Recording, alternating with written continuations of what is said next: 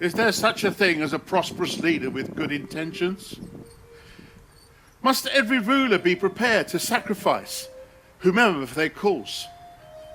Whilst most kings survive either being mad or good, the duality of these traits bores a power vacuum deep enough for whole families to fall. But is this really the fault of one good madman, as opposed to the ruthlessness and schemers and the naivety of their tools?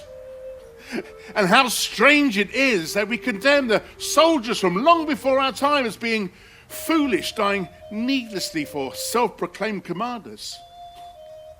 Yet we so rarely learn. But there are those who do. Those who choose to save their neighbour rather than damning them and thus themselves. They drift through every generation, across every civilization, adding their own stick of kindling to keep the great fire alive. For goodness sake. Did you cut yourself? Oh, it's all right. I'm fine. I'm all right. Oh, thanks, Betty. Betty, we need barley, not wheat. You cannot use wheat. Bridget has requested that bread be baked for both sides. Yorkist bread uses wheat, Lancastrians use barley. I doubt a Lancastrian soldier could tell the difference between wheat and barley. If I can still tell the difference, being south for 20 years, why wouldn't they be northern neighbours for eternity? Anne, I meant no harm. Oh, just get our barley from the stacks. You do not order me, and we have none left. Then buy some. The market won't be open on the dawn of war. Have you even checked? Do you wish to start with me, Anne? Oh, I meant no harm. You must be terrified to finally face Lancastrians at the sharp end of their swords. You think Lancastrians are all I fear tonight? All you should fear, and never Yorkists. Do you seriously consider the devil's temptations are politically biased? All men become daggers during war. That's where the lies fester. You all pretend to serve under King Henry, but know full well he would be Warwick's puppet. Kind King Henry has always needed guidance, and Warwick is a clever man. They're a well-suited pair. He'd be guided into selling his kingdom. Warwick is a master of only betrayal and profit. You wish to talk of betrayal? Warwick changed from Yorkist to Lancastrian because of Edward's furtive marriage. If he'd listened to Warwick and married the King Louis's daughter, right, any child of theirs could have united France with England. But it was true love. Oh, come on, Betty. Rose, rose, rose, shall I ever see thee wed? Not even a promise to a king could intervene with true love. Oh, that's how you choose your side. How fickle some wenches are. I do not, but even if I did, better to support the righteous on hollow ground than profit gained through twisted morals. Oh, and you think it virtuous that Edward should imprison King Henry in the Tower of London? Oh, Anne, Betty, I can hear you bickering from the stable. She wishes She us is to led be by ruled childish by a villain. vanity. Do you think we have time to talk without listening? It is to walk without looking, to seek a path with both eyes closed. She seeks the wrong path. She cannot see. That is enough. Won't you hear our points? And what is there to listen to? What progress is being made? You both think you know each other wrong, work hard to spite their feelings, despite knowing that their thoughts are just as real as yours. Well, that makes no sense. That's exactly, it's completely nonsensical. We need barley for the bread, but Betty We won't. have none left. Then buy some. The market won't be open on the dawn of war. Betty, take this for the barley, go to John Herrith's house. He will be willing to sell until dusk. And you finish that loaf before she returns. There, now back to work. Oh, Geraldine, impressive embroidery. I assumed you would have to rush your strokes. One has a lot more time without arguing. Bridget, I do take pride in these. Why do we need one for the Lancastrians and one for the Yorkists? Well, we will display them over the window to show our full support for the true King of England. Both of them? No, either or. I doubt there'll be more than one king left. Once we know of the winning side, we will display whichever banner before the soldiers can arrive. I suppose word does travel faster than foot. Can I summon them? Yes, Mary, but only with pure focus. Oh, a set of 4 or a set of 7? Let's keep it short. A set of 4 will do. Do you seriously think we have time for this? Edward's army have only just arrived in London, and I doubt they're going to want to fight on Easter Sunday. You can never prepare too early, only ever too late. I would rather you made yourself more useful than play with these spirits. Mother, please permit the reading. It will only take a moment. Geraldine, how can I help? Oh, it's a solo art, really. Anne? Oh, that's not necessary. I'm just waiting for Betty now. Oh, fine. Ask them about the battle. Mary, you may choose. Oh, no, Mary, you must stay calm. Close your eyes. Relax your eyelids. Do not shut them tight, just close them. Now relax your forehead. Relax your shoulders. Slow your breathing and listen. Listen to your breaths. Their rhythm guides you. Fog!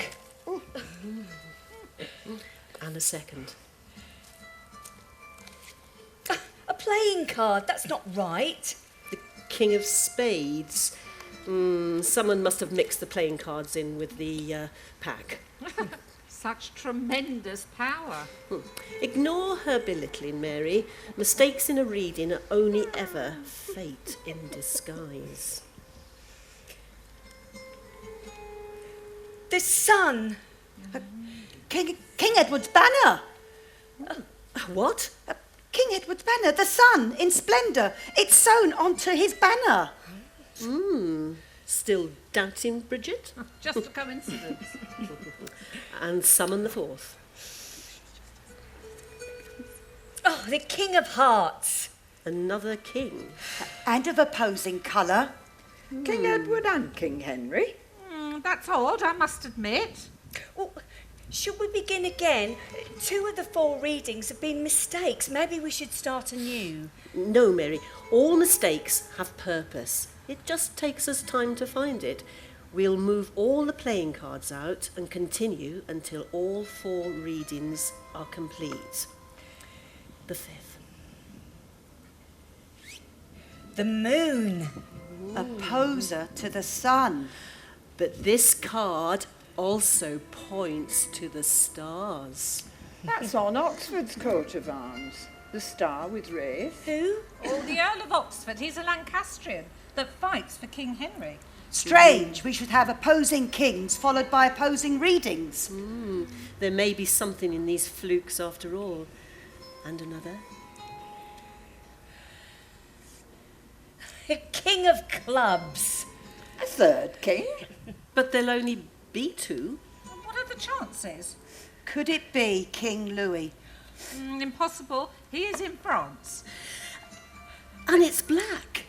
It must be Yorkist. Perhaps King Edward fights alongside a hidden king. A strange omen indeed. This reading started out as a set of 4 and has now transformed into a set of 7. One last card, Mary.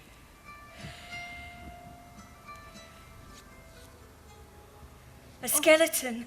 What does it mean? Death? No, a skull foreshadows death. The dancing skeleton warns of awakened spirits.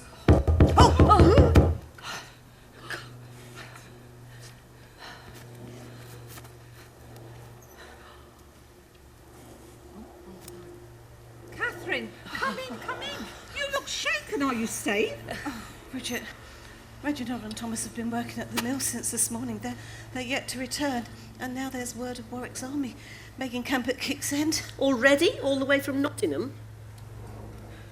I am sure they will both be back before the battle commences.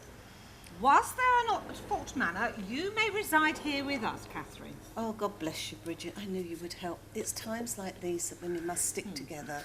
Do you think the battle will start tonight, Mother? Oh, it depends. Did Betty hear anything in the village?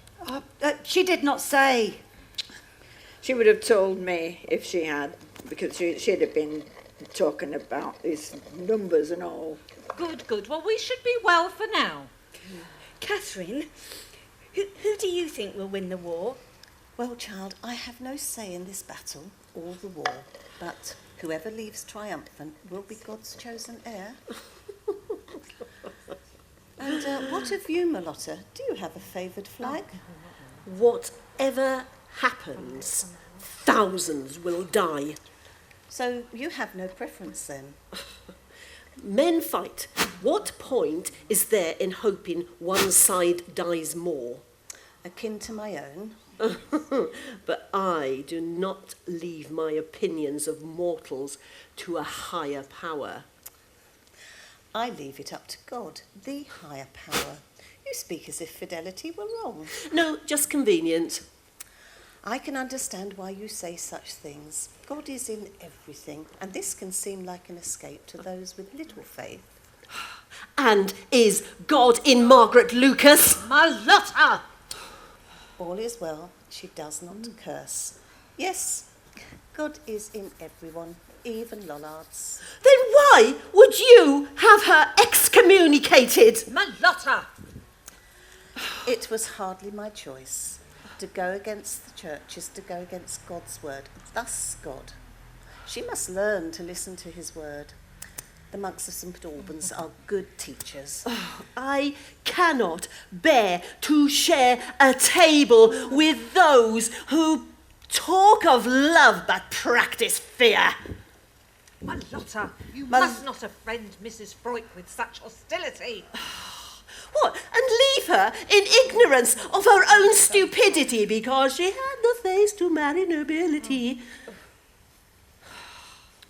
Malotta? Malotta, now it's not a wise time to wander. If you would rather surrender your life to the church than live it, then surrender. But just remember that for every poor soul that follows you, the further you stray from God.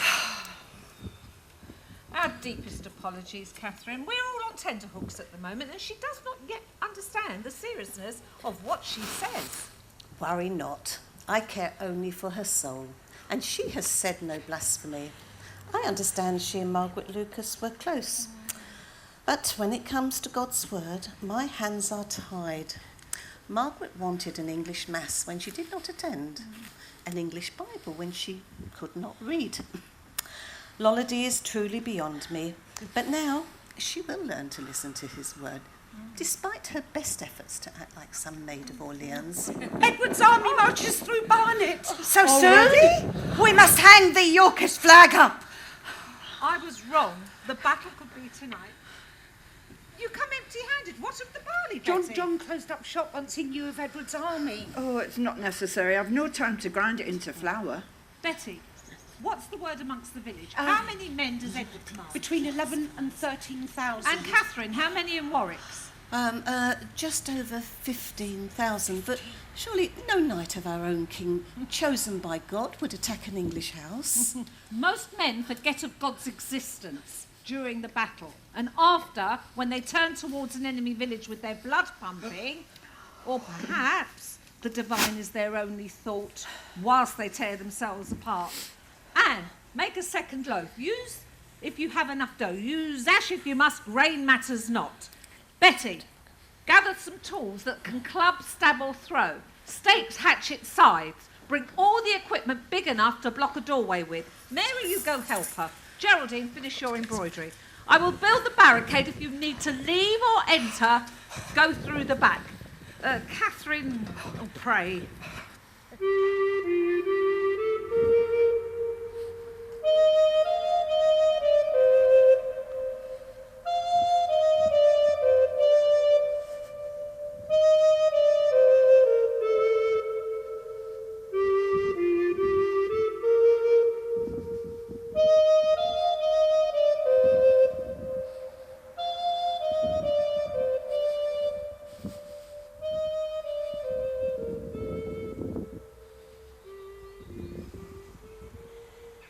That deluded wench has labelled liberty as blasphemous. Catherine has confused captors with saviours and reduced herself to a slave in denial. Since marrying into nobility, all she does is praise the lords and backs their claim for holy rule. To think that any God would care for human kings, never mind support this twisted tyranny they keep us in. Do you hear me?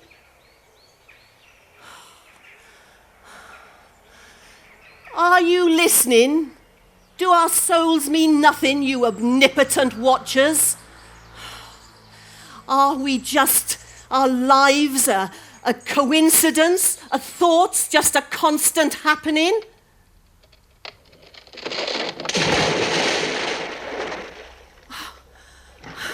A falling branch. Margaret would say that's a sign. Flooded soil. A vacant early evening sky. A faint, cold wind. The perfect recipe for fog. I may not be able to save the damned, for the damned are those who will not be saved. But I can save our homes from their burning hands. Come, fog, flood this battlefield in mystery. Cloak our homes in your dank cloud and send our enemies away, but keep our loved ones safe. Lín ist heaven. Bis am April for woodens eye. There were northern wind, bis es estioran brat silver friga. Wete orapan, bis se trepe for twi. Gesiebes sam fostere, fortuna, tu gabion iere geswiara Copiado!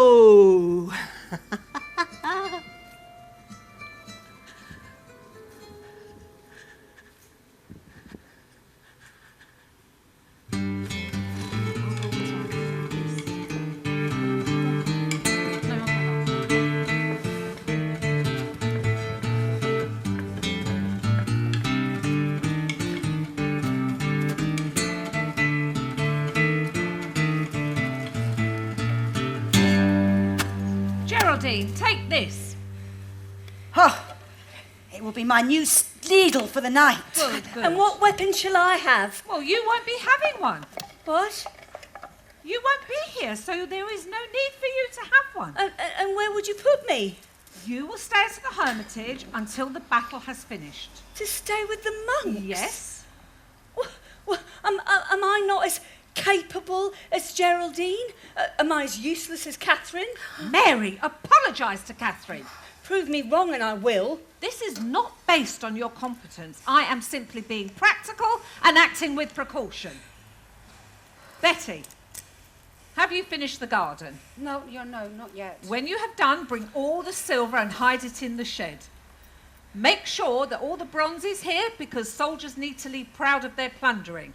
Is that all I am? A valuable piece of furniture? No, Mary, you are my daughter. Yeah, I cannot fight like a woman. Because you are not a woman. You always tell me that I am. Not to them. Do you know how they would look at you? A prized possession, a girl, the most possession they could own. They will fight over you like dogs, and I will not have them take that from you. Then I will hide. Oh, they would look and find you. That's why they pillage. Well, I'll shelter in the stables. What? And catch the sweats from sleeping with the rats? But I cannot cower in fright while you are all here. Well, you can and you will, Mary. I will have it no other way. Well, at least give me a weapon. Mary, For what? listen to your mother. Give me a weapon. For what? To defend myself. From whom? Madmen. And what madmen? You want me to defend myself, and yet you will not give me a weapon.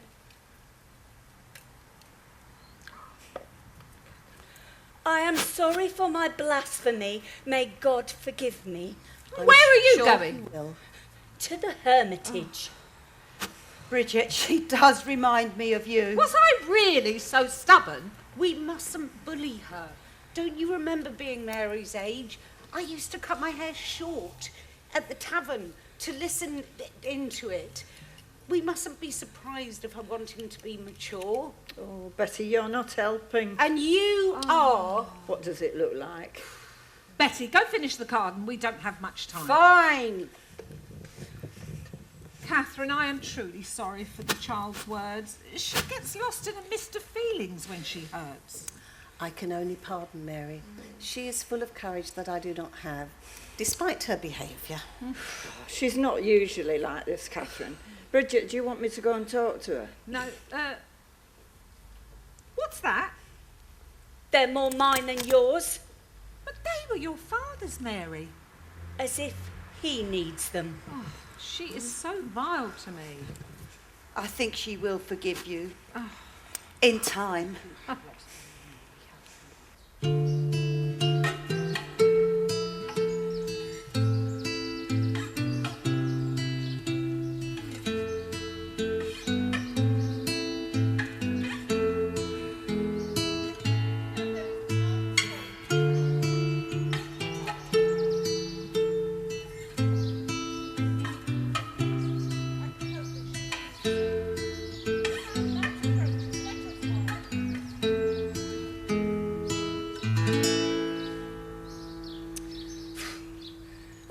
Useful?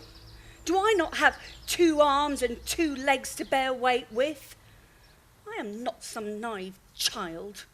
She cannot expect me to sit idle while every other woman prepares the house for war. If I cannot make myself useful here, I must find some other way. What would you think of me, Father? Tonight, I will venture out under your name, an empty name. I will go across a battlefield to protect your own wife. I'm sure you would have done the same. And if the fighting turns southwards or the soldiers begin to pillage, I will run home and I'll warn her of impending danger. I wonder which side you would have followed. Mother says you hadn't the soul to advocate killing, whether advocated by man or king or God. But there are times when I think that is the only kind of man this world has to offer. Soldiers, driven by fear. Why would my father have been any different? It is strange to disguise myself as you when I have no memory of your face. To transform myself into your ghost.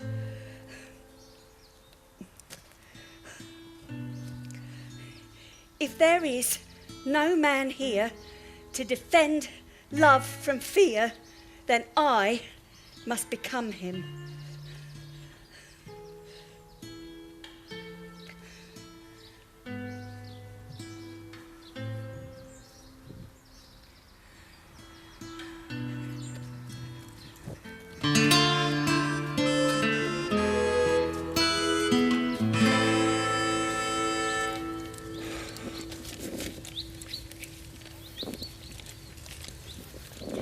That cannot be true. Edward has no friends in France. They are German, all 400, and well trained. We won't like this. Dunces! The lot of you! Dunces or Yorkist spies? Who are your superiors? Edward's son? No, sire. He's one of mine. You as well? He is one of my men, O Warwick. Look, it is a star, you see. Not a sun in splendour. Ah, so it is. It looks rather like Edward's son in splendour.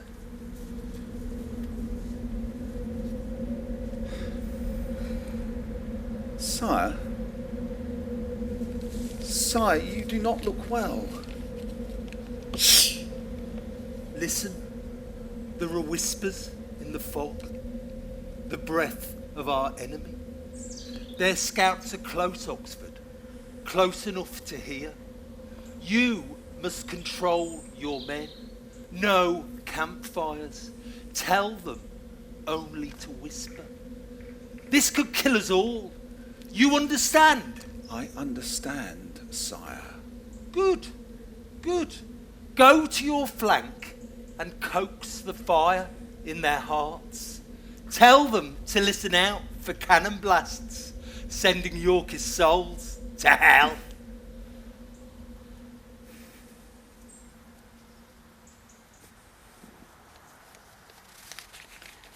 Edward has brought 400 handgunners from Fleming. It won't matter. But Dick, Earl of Warwick, Kingmaker, these are trained, experienced marksmen. And yet it won't matter. How so? 1,000 handgunners does not compare with cannons into this fog.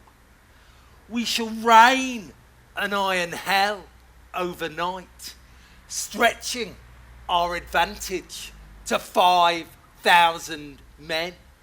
By the time they see us, we'll be close enough to reach their necks. Then I will go and prepare my flank. No! But Dick, You surely they would... question me, Montague.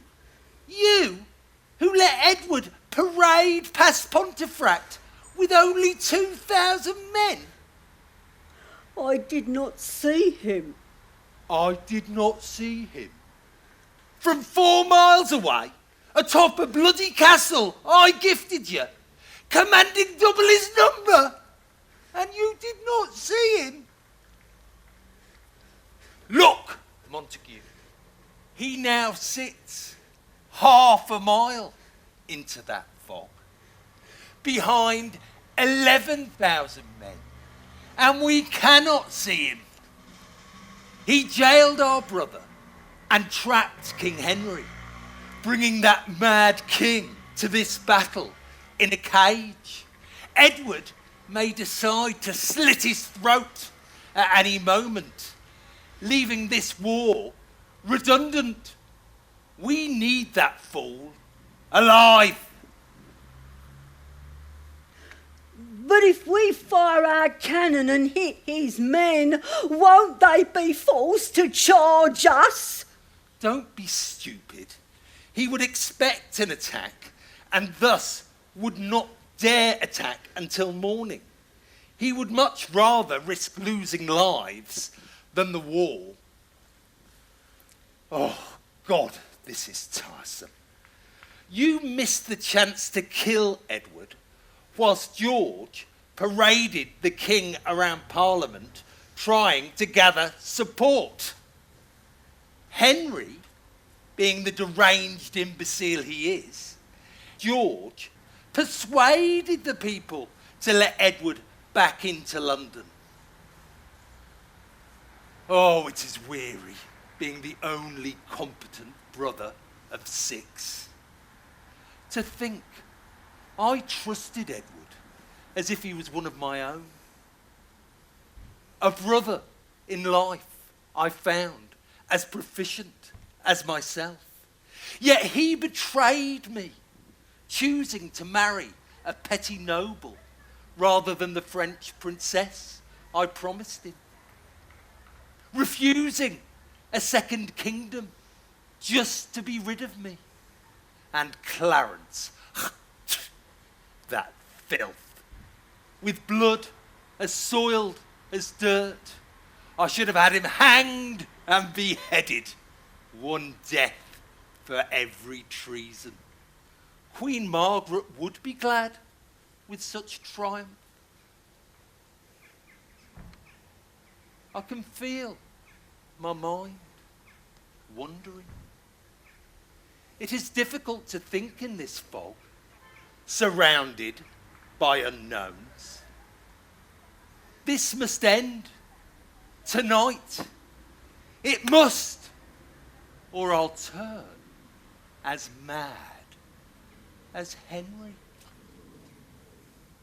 Fire the cannons!